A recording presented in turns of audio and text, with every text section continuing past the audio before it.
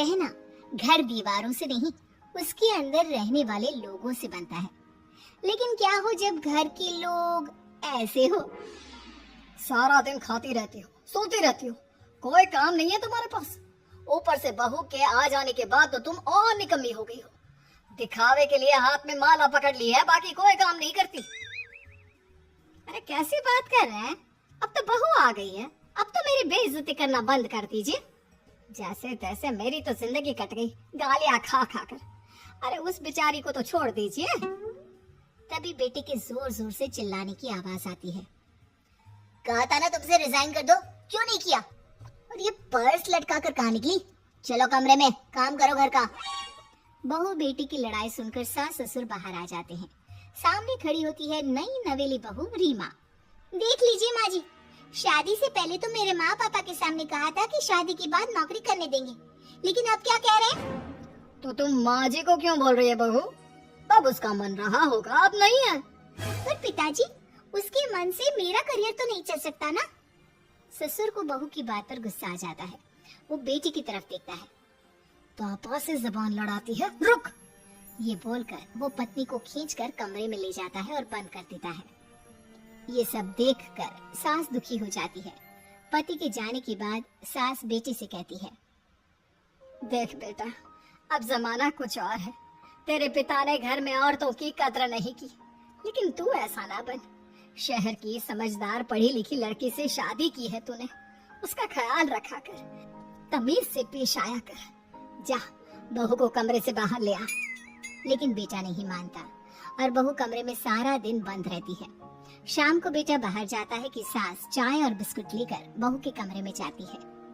बहू बेटा ये ले, चाय पी ले। रो रो कर कैसी शक्ल बना ली है बेटा। माँ जी, ये कैसे लोग हैं? आप कैसे मैनेज कर रही हैं? ऐसे थोड़ी ना होता है माँ जी। घर की औरतों को तो पिताजी और ये इंसान समझते ही नहीं। क्या करूं बेटा, मैंने तो जैसे तैसे सह लिया, लेकिन तू ना सहना। दोनों बात कर ही रहे थे कि ससुर आ जाते हैं। अच्छा, तो अब बहू को भड़का रही हो? बहुत दिन हो गए मार खाए, अब क्या बहू के सामने खाओगे? जाओ यहाँ से, और जरूरत नहीं है ज्यादा इस लड़की को सर पर चढ़ाने की, समझी? बहू को ससुर की बात पर गुस्सा आ जाता है, लेकिन वो कुछ नहीं कहती। आए दिन बहू देखती है कि कैसे उसकी सास और उसके साथ उसका ससुर और पति गंदा व्यवहार करते हैं। फिर एक दिन, ये क्या बनाया है? खाना बनाना नहीं आता क्या? ये बोलकर वो खाने की भरी सारी थाली फेंक देता है। अरे बेटा कोई बात नहीं, शांत हो जा, मैं अभी बाहर से कुछ मंगवा देता हूँ। हाँ बाबा, ऑर्डर करिए। ऐसे खाने से तो पेट भरने से रहा। वैसे खाना तुमको बनाना आता नहीं और बाहर जाकर नौकरी करना चाहती हो। अरे तुम जैसे को तो पूछते भी नहीं है बाहर। बहू को पति की बात पर गुस्सा आता है, तभी सास बोल पड़ती है।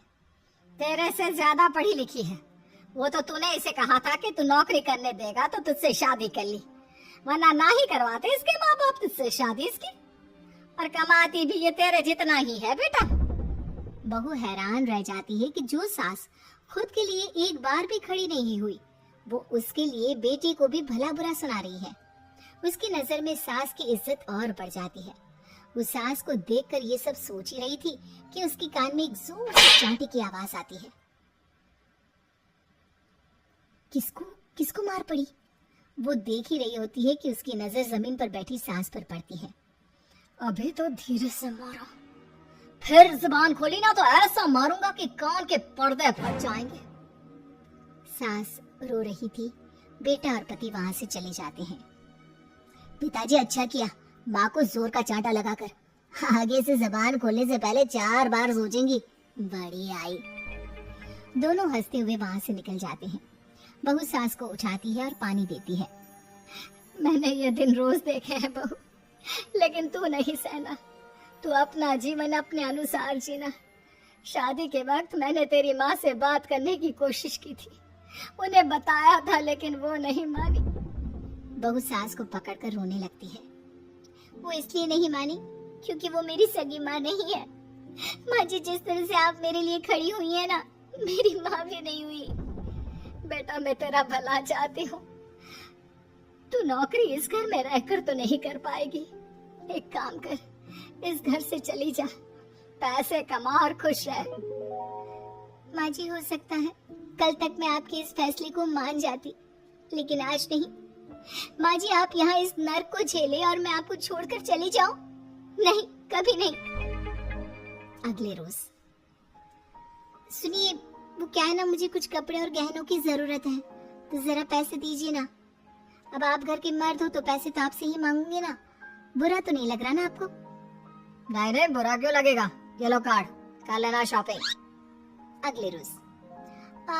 बिजली का बिल आया है 10,000 का, भर दीजिएगा। इतना बिल कैसे आ गया? बेटा वो क्या है ना, सारा दिन बहू घर में रहती है तो कमरे में एसी और टीवी चलता रहता है। अब कम से कम बाहर जाए तो 4 पैसे कमा कर लाए। लेकिन हम लोगों को थोड़ी ना औरत की कमाई खानी है, वो तो मर्द ही करता है ना। पति पर्स देखता है और फिर हाँ माँ, ठीक बोल रही हो। खैर चलता हूँ, ऑफिस का वक्त हो गया है। पति ऑफिस से पिता को फोन करता है। पापा, घर के खर्चे तो बढ़ते ही जा रहे हैं, ऊपर से महंगाई आप देख रहे हैं। मैं सोच रहा हूँ क्यों ना मीना को नौकरी के लिए हाँ कर दूं, 4 पैसे ही लाएगी ना घर में। वो तो तू ठीक बोल रहा है, लेकिन ये औरत की जात, कल को 4 पैसे कमाने लगे तो ये नहीं कि सर पर चढ़कर नाचे। हाँ पिताजी, बात तो सही है। वो तो आप है जो माँ को मुट्ठी में रखा है, वरना मेरी वाली तो। खैर सोचते हैं इस बारे में। शाम को पूरा परिवार साथ बैठा होता है। वो कल पनीर की सब्जी बनानी है, तो थोड़े पैसे देकर जाना। और हाँ, कीर्तन भी रखा है संडे को, उसके लिए सामान की लिस्ट बना दी है, ले आना। पापा को दे दो, वो ले आएंगे। अरे पापा कहाँ से ले आएंगे, मेरे पास नहीं है पैसे वैसे। लो, पैसे ही नहीं है। मेरे पापा की जेब तो हमेशा नोटों से भरी रहती है। बेटा, लक्ष्मी को जो पूजता है ना, उसके पास लक्ष्मी रहती है। जो घर की औरतों को मारे पीटे, वो भला कैसे लक्ष्मी का लाभ ले सकता है। वाह वाह, क्या बात है, तो जबान खुल रही है तुम्हारी। लगता है भूल गई पुरानी मार और डांट क्या? हाँ माँ जी, शांत हो जाइए। मैं नहीं देख सकती आपको मार खाता, और फिर हो सकता है कि मैं आपको बचाने आऊँ तो ये भी मुझे मारे। ठीक है बहू, मैं कुछ नहीं कहती, तू ये लिस्ट बस दे दे, मैं चली आराम करने। फिर अगले रोज। सुनिए जी, वो मायके जाना है। वो क्या है ना, शादी के बाद से गई नहीं, तो ट्रेन की टिकट बुक करवा देना। तो मैं भी तो साथ जाऊंगा ना तुम्हारे। तो ठीक है, फिर फ्लाइट की ही टिकट करवा दीजिए। वो क्या है ना, अच्छा थोड़ी ना लगता है, आप पहली बार मेरे साथ जा रहे हो और हम ट्रेन से चले, ठीक है ना? पति ऑफिस जाता है, जहाँ उसका दोस्त कहता है, अरे क्या हो गया यार, परेशान सा दिख रहा है। तेरी तो नई नई शादी हुई है, भाभी परेशान कर रही है क्या? अरे नहीं यार, तू तो जानता है थोड़ी सी कमाई में घर चलाना मुश्किल हो रहा है। तू कैसे मैनेज करता है यार? कैसे क्या यार, तू जानता है ना मेरी बीवी रिया को, वो टीचर है, फिर घर में ट्यूशन करती है, साथ में बच्चे भी पढ़ लेते हैं। यार, घर नाम की गाड़ी दोनों पहियों के साथ चलने से ही चलती है। वो भी कमाती है और मैं भी, और चल रहा है घर बस। पति को दोस्त की बात समझ में आती है, लेकिन पिता का ज्ञान कैसे भूल सकता था। वही कल को सर पर चढ़कर नाचने लगी तो। शाम को घर आता है, जहाँ उसकी बुआ और उसका बेटा बैठे होते हैं। अरे आ गया लल्ला, कैसा थका थका सा लग रहा है, सब ठीक है ना? नमस्ते बुआ, कैसे आना हुआ? कैसा है रमेश? भाई को तो भाई की याद ही नहीं आती। अरे नहीं नहीं भैया, याद नहीं आती तो यहाँ कैसे आता? ये लीजिए मेरी शादी का कार्ड, जरूर आना। पति कार्ड खोलता है। डॉक्टर रश्मि, अरे वाह, तेरी होने वाली बीवी डॉक्टर है। और क्या भैया, आपकी बीवी इंजीनियर तो मेरी डॉक्टर। तभी वहाँ सास आ जाती है। अरे जब घर में ही बिठाना है बेचारी को, तो काहे का इंजीनियर है, तो काम वाली, घर का काम करती है और आराम। इतनी पढ़ी लिखी लड़की को घर पर क्यों बिठा रखा है? अरे बहू कहीं झोला छाप डिग्री तो नहीं लेकर आई है? पत्नी की बुराई सुनकर पति को गुस्सा आता है। नहीं बुआ, यूनिवर्सिटी टॉपर है मेरी मीना, और हाँ बड़ी कंपनी में काम भी करती है। बस शादी के बाद कुछ महीनों की छुट्टी ली थी, अगले हफ्ते से ऑफिस शुरू हो जाएगा। क्यों मीना?